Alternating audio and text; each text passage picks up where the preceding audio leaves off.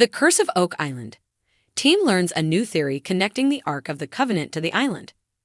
This week on The Curse of Oak Island, the team learned of a previous landowner with connections to the Freemasons, who may have sought out the Ark of the Covenant on the island. Digging at the money pit is still in full swing, and the team is hopeful that shaft number 4, DMT2, is narrowing in on the chapel vault.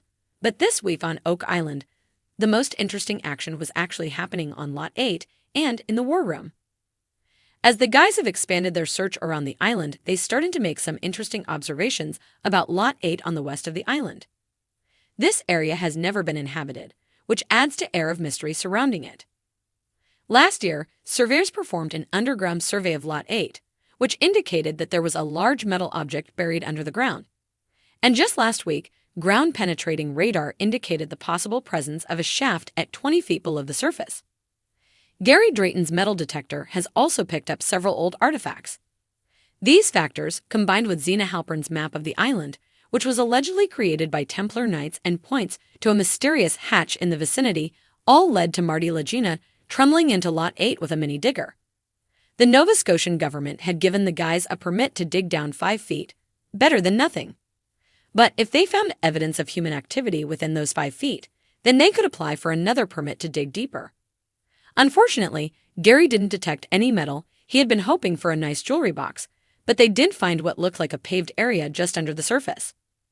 It also appeared as though somebody had purposefully refilled a hole or shaft with rocks. Will it be enough to get a permit for further exploration? The guys hope so. Researcher has new theory connecting Oak Island to the Ark of the Covenant. Meanwhile, in the war room, Oak Island researcher and Freemason Scott Clark was back with a stunning new theory.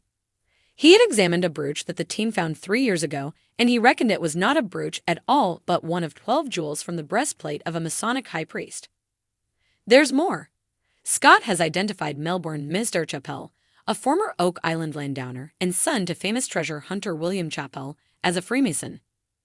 The Freemasons are suspected of being descended from the Templar Knights, who the guys believe may have buried ancient religious relics on the island.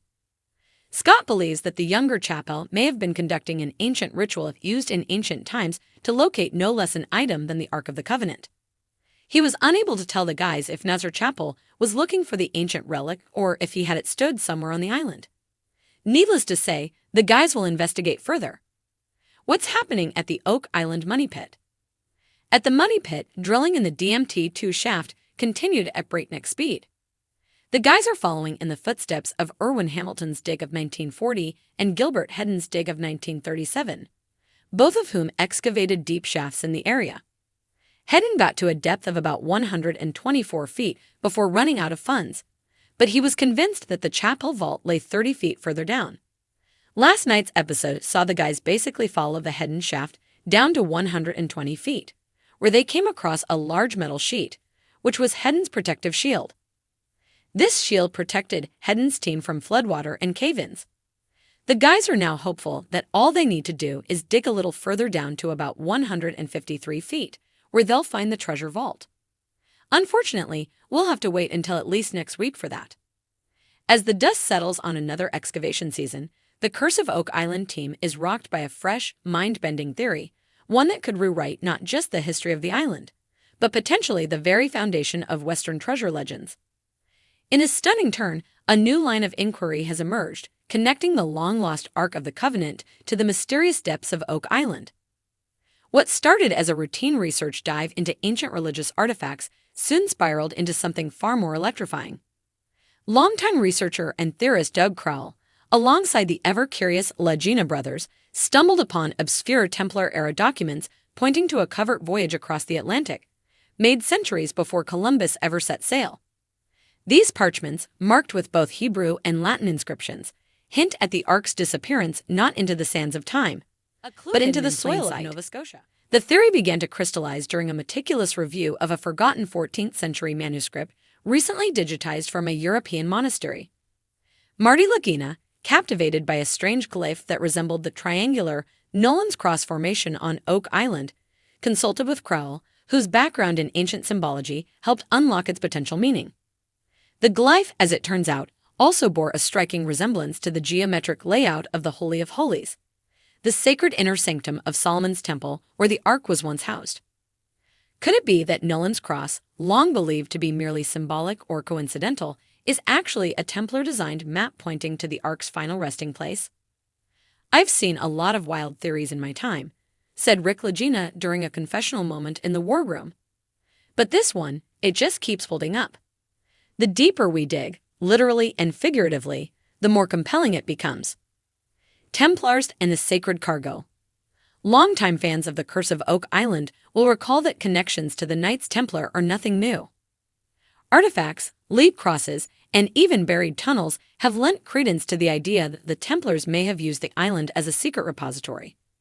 But this latest theory suggests something even more daring, that the Templars fled Europe with the Ark in tow, escaping persecution and sailing westward in a desperate bid to safeguard their most sacred treasure.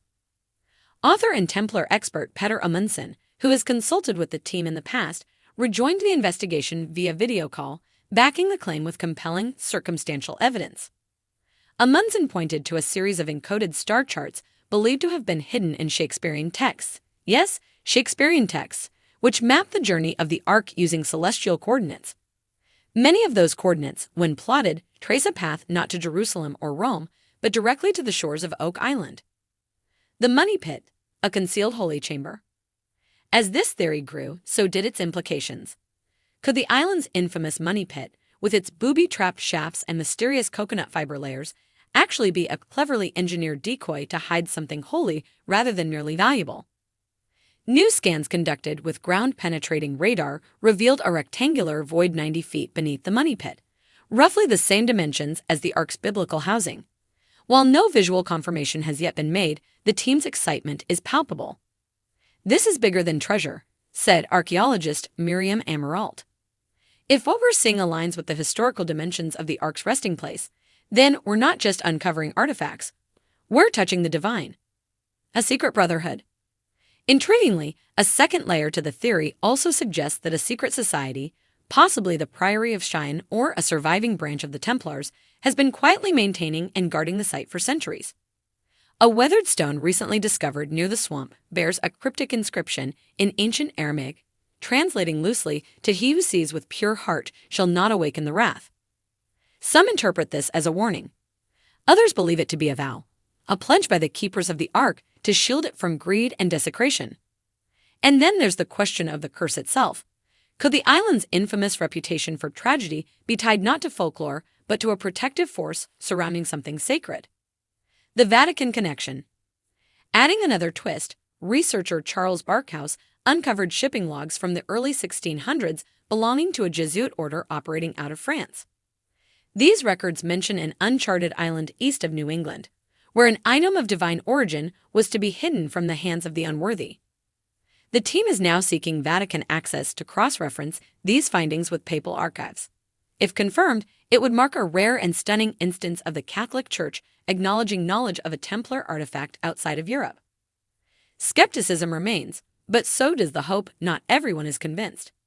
Some historians argue the lack of direct evidence makes the theory speculative at best.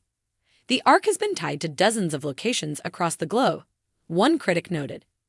Every time someone wants to add weight to a dig site, they invoke the Ark. But the Oak Island team isn't deterred. "Speculation drives discovery," said Rick. "We followed symbols, scripture, and science. If that leads us to something miraculous, so be it. But even if it doesn't, we're not just chasing myths, we're investigating a trail that's been centuries in the making."